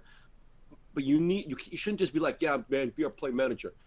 That doesn't make any friggin' sense. You need someone that has the ability you can trust to look over the stuff and trust that they'll do a good job with it. Because if you're just putting someone on that doesn't know what they're looking for, there's literally no point in a player manager. Like there is no point in a player manager at all if they're not doing that for you. So you need to get someone. You need a player manager that that can watch the team, take care of the team. These are your kids. These are the ones you're looking out for, and you need to make sure you know how to do that. And that's a player manager. Now, when I say we don't need coaches, right now I think players are doing a really good job of there are coaches in the sense of you did this wrong, no need for that. Players know when they mess something up. You can give them training. When I did it, when I was coaching, I'm going to digress a little bit here, but when I was coaching for Penta and Liefx, I did it more on I guess the emotional side. I backed them up as people, and I tried to find the root cause of their problems based off of who they were as people. I hung out with them, I talked with them, I listened to them, and I found out the problems on the pitch could have been caused by things happening in their real life. I said, okay, here's a training regimen. Your team, you don't trust yourself to go for this ball all the time, so your teammates have to do it, but they think you're going to go for it. The whole team now, this guy never goes for the ball. Play an entire game without him going for the ball. Do 5 games without him ever going for the ball. This is the only position he plays. Now try it where you can go wherever, playing on rank. Just do that. You create routines to allow a coach would create routines to allow the players to discover things themselves. I don't think it makes any sense to tell someone or a player to say, you messed up there, you missed the ball. Yeah, thanks, dude. I know I missed the ball. Okay. Right? Like that's I've seen coaches do that. I'm not even kidding you. I've seen coaches be like, you messed up here, here, and here. I'm done. My job's over.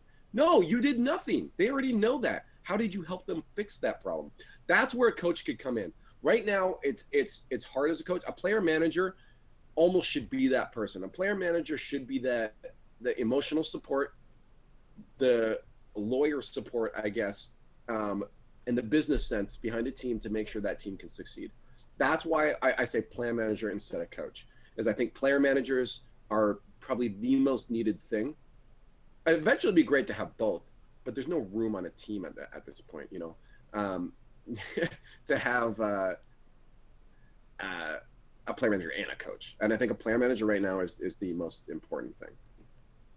Yeah, and they can. You said at the beginning that they, can help with a lot of these issues that I'm touching on. Just, I'm just frustrated, man.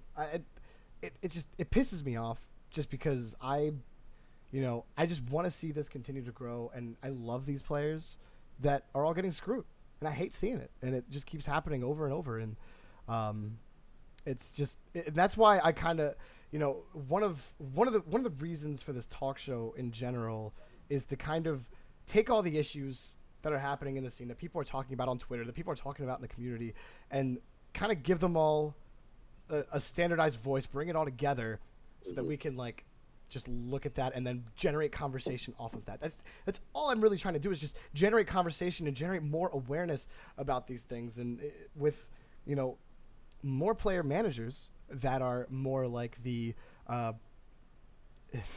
that are that lawyer support, that they can be, then you'll see much more stability overall. We'll see less people taking shitty deals. Because and shitty deals are still going to happen. You're still going to have players that take deals that are not in their favor because they either didn't get a lawyer to look over the contract, they didn't get someone savvy in esports contracts to look over it before they sign the dotted line. And it's going to happen, but I'd rather it happen less with it's just me shouting, hey, over here, fucking don't sign that shit. Like, you might have read that. Do you know what the fuck you just read? If you don't know what the fuck you just read, get a fucking lawyer, god damn it. Oh. Yeah. So I had an org for a bit. And this is where I'm like, you can like put faith into things. The only reason I created this org was to create a community because I just wanted to see video games and bars in my area and stuff. So I sponsored players, and I honestly did it out of good faith because I just wanted to see these players grow. One of them was one of the best. That would help me grow as an org. But the other player was just a guy from our hometown. He was 17. I'm like, I just want to help this guy out because I think he's got a lot of potential. And eventually now I just dropped it. I literally just gave him money. I got nothing back from them ever. I lost a lot of money on it. But you're absolutely right in the fact that players should make sure that they have their butts covered. Because just because I think I'm a good guy. Just because I'm a good guy doesn't mean everyone's going to be a guy. In the end, if I'm trying to make money, I'm going to watch out for my back too because I need to make money.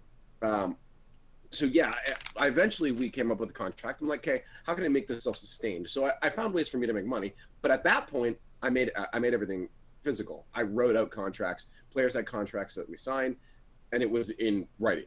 At that point, yes. When there's, for me at the beginning, it was just I'm giving the money to do stuff, and it's agreed. Anyone could have walked away from it at that point. If there's nothing written down, anybody can walk away. And that's I think the point you were trying to make is that. Or that you did make, is that everyone, teams that, if there's just verbal agreement, anybody can walk away from it at any given time. Nobody owes you jack shit as a player. An org can be like, yeah, we'll give you money. If you didn't write it down, they don't have to give you money. So writing is so important. And I think that's where I started doing it. I think you're right. It's important to have things in writing. And have it done properly. Make sure that you honestly, if you're gonna, lawyers are so important in this conversation. From writing contracts to reading contracts, make sure there's nothing in there. There's no verbiage because they try to make it confusing a lot. Make sure there's no verbiage that can screw you over. Make sure you're protected. I would say the most important things in it is that there is a buyout if and the money goes to you. Make sure that if any party, and honestly, it goes both ways. In our contract. Our players would owe money if they wanted to buy out of the contract. They would owe us the remainder of the contract based off the last tournament they entered times the remaining amount of events they're owed to the company because we invested into that contract period. And if they didn't give a notice, so they could ride out the contract period. There's only three. We did it on an event based. 3 event-based paid events was the contract. It would automatically renew after that. They could, although, give a notice before that and have no penalty to it. So we just made sure that we're covered. But at the same time, as a player, you want to make sure if the owner wants to buy out, if the org says, I don't want to be part of this anymore, they can't just screw you over and not pay you now. Because what if you're expecting that? You as a player are supposed to make a living off of this, right? This is your job. To be the best you can be, you need to focus on that thing. And to focus on that thing, you need to make a living off of it. You can't have to worry about going to work, going to school, whatever. You have to be able to focus on your job. So you need job stability. So a buyout package basically says if the org wants to leave and hates us, they owe us a little bit of money to sustain us until we can find another org. And so I think buyouts on both ends of the spectrum are absolutely important for the for both parties. I think it's important. I think that should be in there because otherwise it's like a contract literally means nothing if there's no buyout because anybody can still just leave at any given point. So if you don't have the clause that's for leaving that says you can't just leave, people can just leave. I mean, that's a little different from buyouts when you go to contracts. Like they have like the, terminating the contract clauses that go into that. I think that's just part of the nature. Sorry, I think that's maybe more what I'm saying. Maybe I'm just wording it wrong here. Yeah, no, you're fine. It's termination. I just wanted to clarify because I mean, when I read this write up from Ryan Morrison, he did mention like one of his major points was like buyouts are not normal in esports contracts. So sorry. I'm saying so buyout is someone else can buy out the contract. Right. Yeah, I'm stupid. Right. No, you're good. Replace everything I just said. I got you. Put termination where I said buyout. I got you, Lief. It's all good. What are you doing? Oh, you're right. No, buyouts. You're absolutely right. Is just like that's weird because then someone else can take a hold of it, and any of the contracts that they have over top of that could take over the contract immediately. There's probably a clause in there that says this contract means nothing, and you then become a part of this. Like there's a hierarchy to contracts, and your contract can be nullified through buyouts, which could then therefore mean nothing. And you're right. If I don't know if it's legal for a company to buy out their own. Are you trying to eat me on this guy? Just saw that. Your buyouts from a same company, that's a weird situation. But you're right. Yeah, sorry. Buyouts are a bad thing. Termination clauses are important. That's what it is. Well, guys, so first of all, if you're just tuning in, welcome to the Talkback Rocket League. This is a show that I host on my channel every single Thursday at 8 p.m. Eastern Time. It's going so much smoother this week than it did last week. Obviously, before the first 15 minutes of the show didn't go well. The rest of it went smooth, but there's no issues whatsoever. It's amazing, guys. I want the guys that have been there for a while. I want to turn it to you guys real quick. We kind of hit on everything that I wanted to hit today. That's really all we have. Generated content from Jorby and Leaf. So if you guys have questions, anything Rocket League, like I'm down. I'm literally just at the end of every show now. I'm just gonna do like a question and answer segment, and I'm just going to, a question and answer segment for you guys because I think that it just generates more conversation. So I'm really glad that you enjoyed it, ProGents. I appreciate you tuning in. Tell your friends, but I tell all my friends. I think they hate me. You're my only friend, so I did tell you, but you made it. Oh, well, yeah, exactly. you made it to me. And Leaf was like, what time? I got to go to bed. And I'm like, well, you're not going to bed. I'm sorry. Yeah, it's good. You're not staying up forever.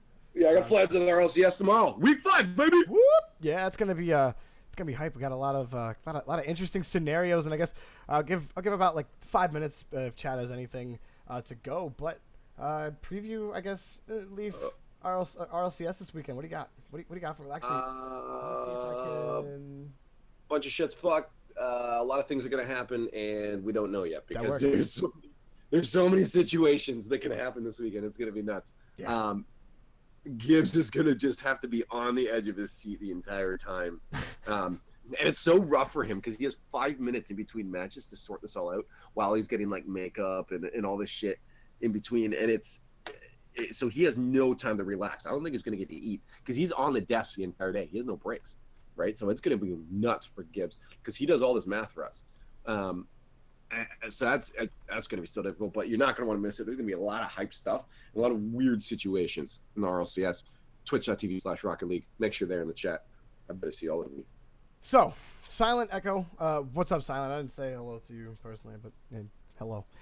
He says, what's your opinion of the new Gfinity draft system and how will that affect player retention from organizations? So let me really quick pull that up. If someone has the link to it real quick, if you could post it in chat while I fumble over myself and try to find it. Yeah, so draft systems are cool. I love to see that because you get to see mixes that you don't normally see. But at the same time, orgs don't want that.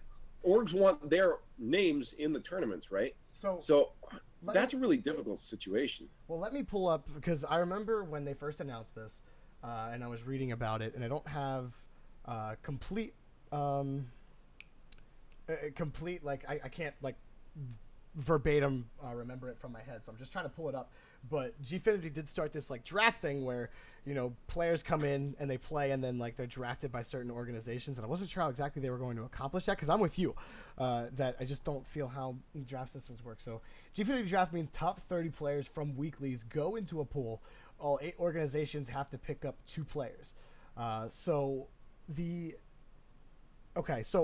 Silent, are these now my next question is, while I'm still trying to pull this up, are these top 30 players from weeklies, are these the Gfinity weeklies, like the ones that they run like every weekend that go into this draft, or like how is this? Wait, so I'm confused too. The orgs have a designated team captain, and who then picks 2 players, and that becomes the org, because that's rough for the org because maybe the org will get exposure, but you really don't know like what it like. You can't say, oh, it's G2. We know how they play anymore. They could be shit that week, and I don't know if an org is going to like that. So did you find it? Do you have a link? Because I can't find it. No, I'm just trying to go off what Silent Echo said. Okay. Yeah, I mean, so you get points for all the cups you place in. So it's like a point qualification system. Roster size will probably be 5. I see you guys' questions. I'm literally writing them down so I don't miss them. So just stay tuned. We're just kind of hitting everything right now. And I'm going to cap it. I'm going to cap the show at 10 o'clock tonight. So if I don't get to your questions now, I can get to them next week, or I can answer them later for you personally if you'd like that.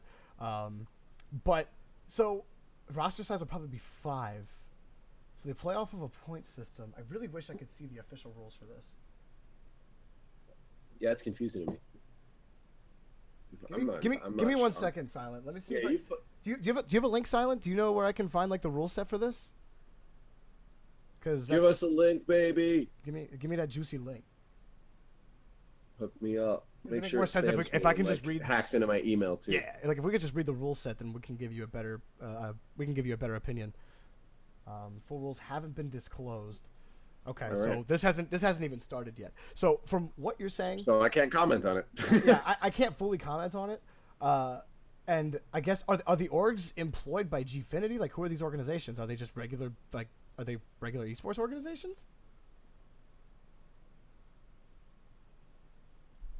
Like, yeah, that's a good question. Yeah, I don't know how the picks happen, but it depends on these organizations, and then how many points do you get for like winning a cup in the top 30 players? So I mean, why not just like the teams that they play on? Or I guess you don't have to play with the same team every week, but do you have to continue to play with the same team every week in the Gfinity Cup to keep acquiring points? Like, what are the disqualifications for this? Like, how do the orgs draft these players to participate in these cups? Like, there's too many variables that I don't know the answers to. Yeah, well, so maybe we'll have to reserve our opinion until we get the full result.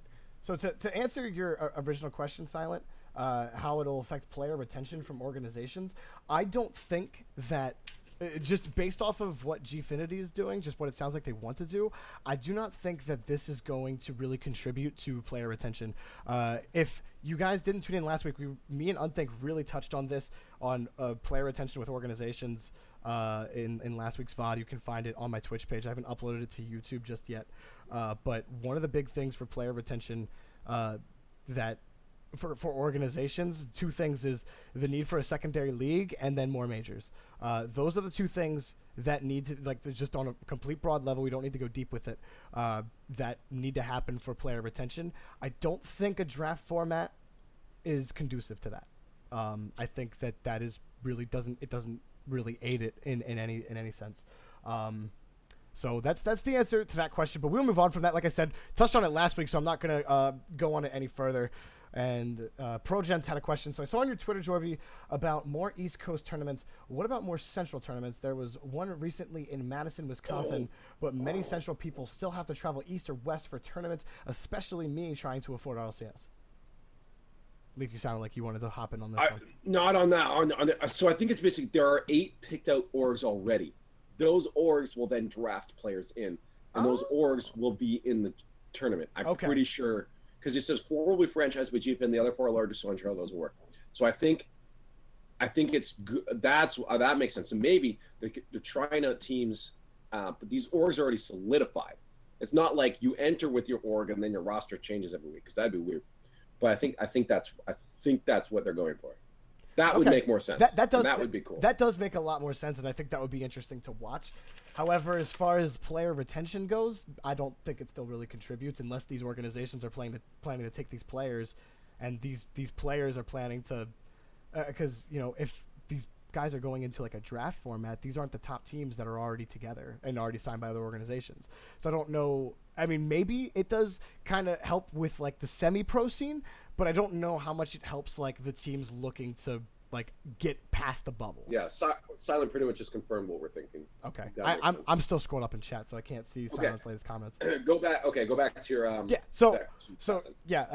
Project is asking about I've been harping on Twitter about needing more East Coast tournaments because everything's on the West Coast, and he said, how about Central tournaments? There was one recently in Wisconsin, but many Central people still have to travel coast to coast, and especially him who's trying to afford RLCS. So I'm going to say this.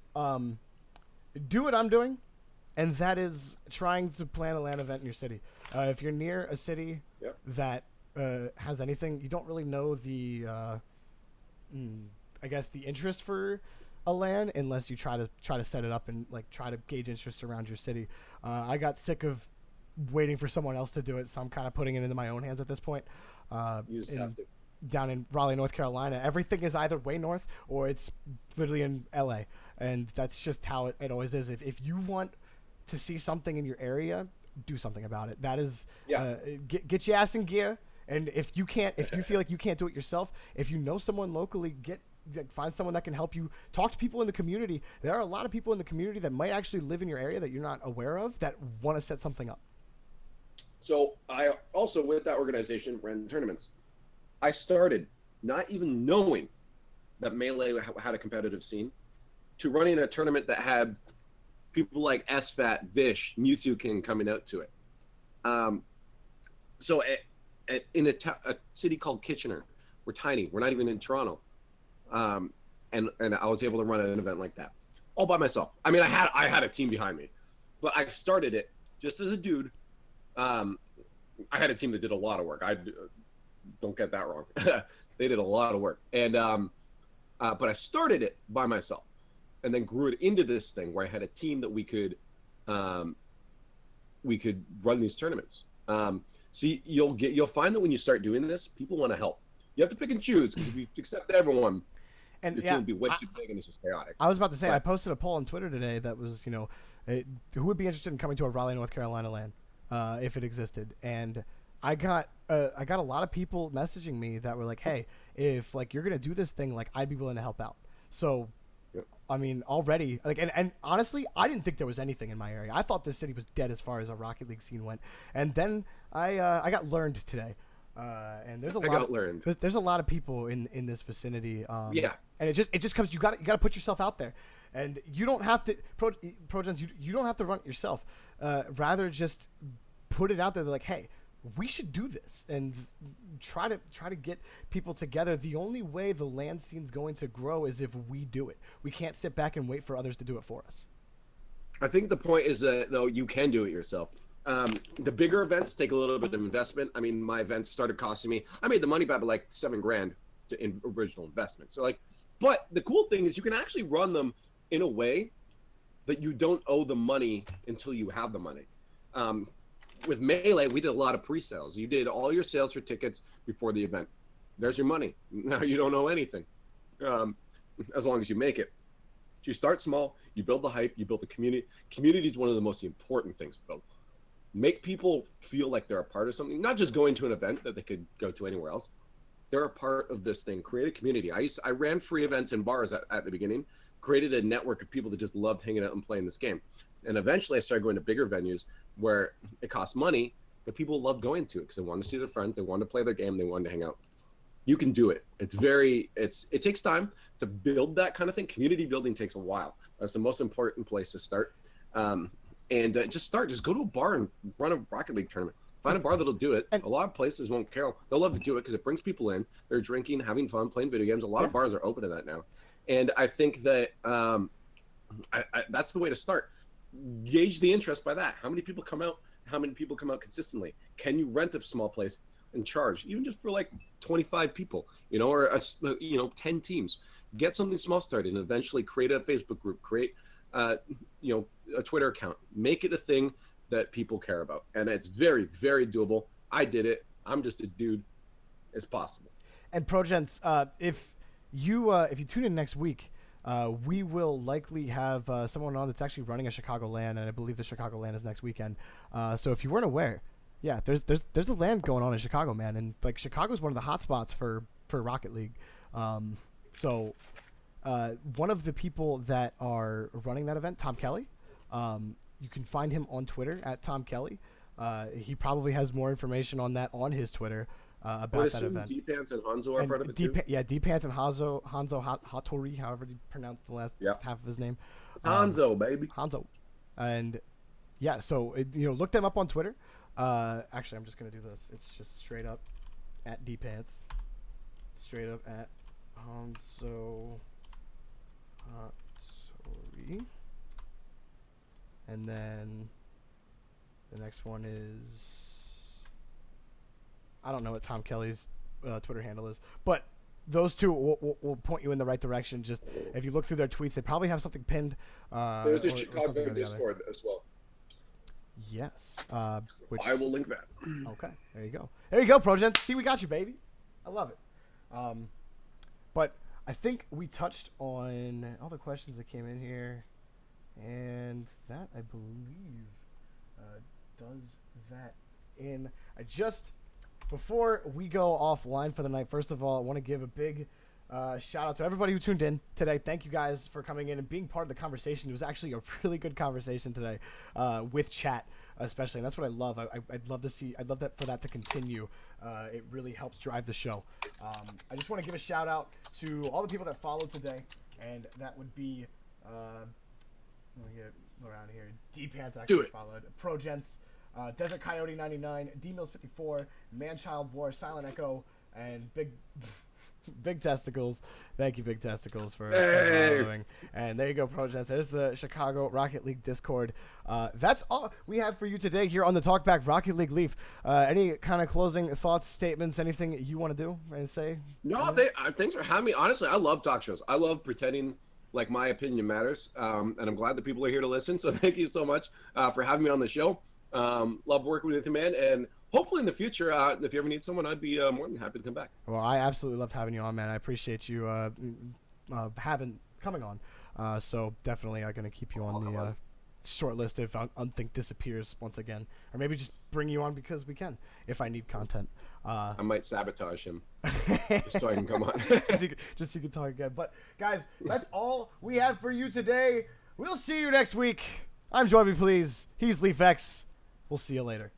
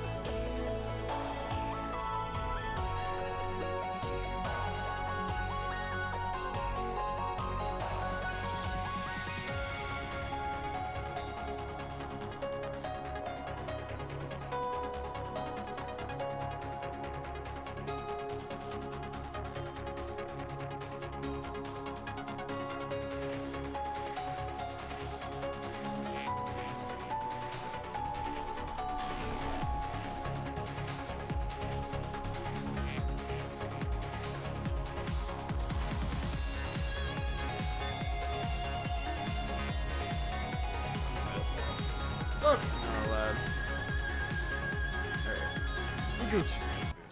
I can go for this. Good. That just clipped right through the guy. Yeah, it was really weird. Why do I have a steady 100 ping? This is actually really hard. Oh, I fucked up. Alright, we're good. He's in the net. It's 2v2. Alright, we're not good. Thank you. It was 2v2. Now it's. It's still TV1. I'm just gonna go for demo. Oh, they hit me. I'm here. I'm here. All right, can you hear me? Leafy baby.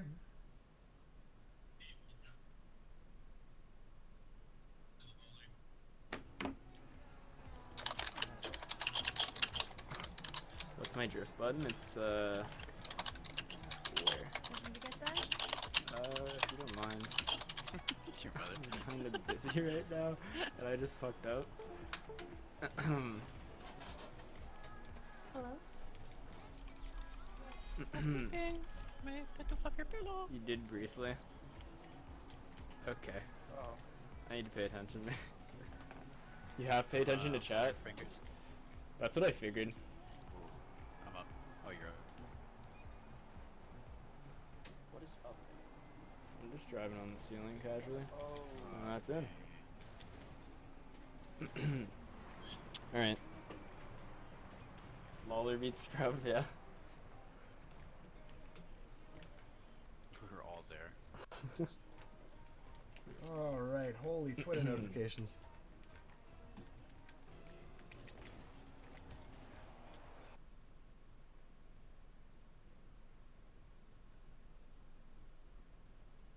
Thanks for coming on, dude. Whew.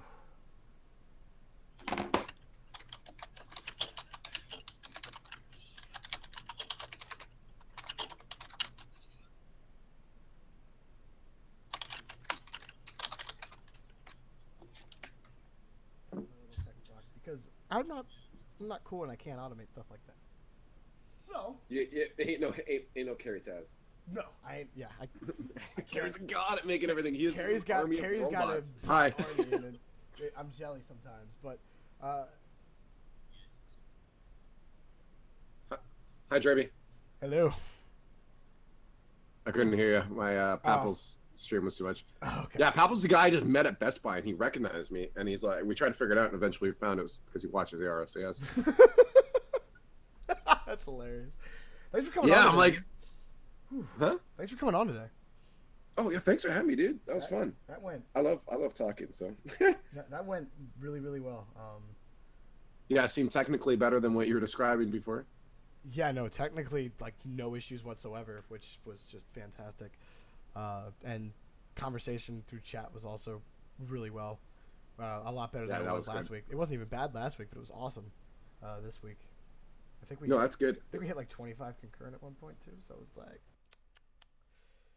good. Yeah. No, it was pretty good. I saw like average was like 15 concurrent, yeah. which is pretty good. Yeah. For like a talk show, like and like this the second time doing it. Yeah, I Pretty mean, good. I'm really and I'm liking like the feedback I'm getting. Like people say that they're entertained, and I'm like, okay, well, this is. And it's weird because it's like I'm just talking about stuff, and I know. I'm just thinking, it's like, how are people actually like enjoying this? But like, I guess they are, you know. I spend all of my free time talking about all of the same stuff, and I'm like, wait, people actually will like tune in and listen to me talk about it. And I'm like, okay, all right.